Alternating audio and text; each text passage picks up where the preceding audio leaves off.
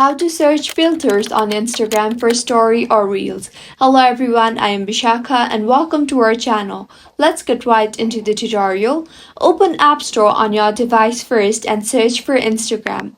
Make sure the app is updated to its latest version for the app to function smoothly.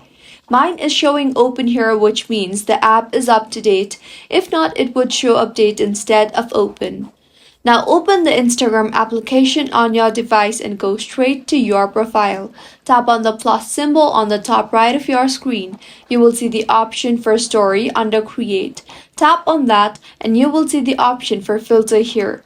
If you do not see filters on your screen after opening the story, then tap on the screen once or twice and the filter will appear.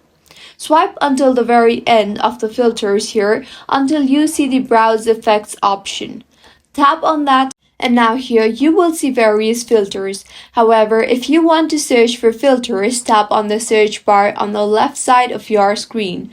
Search for any filter of your choice. I will search for aesthetic here and you can see I have all the filters related to aesthetic. Tap on any filter you like and there you will see the save icon. Tap on that and the filter will be saved in your Instagram account.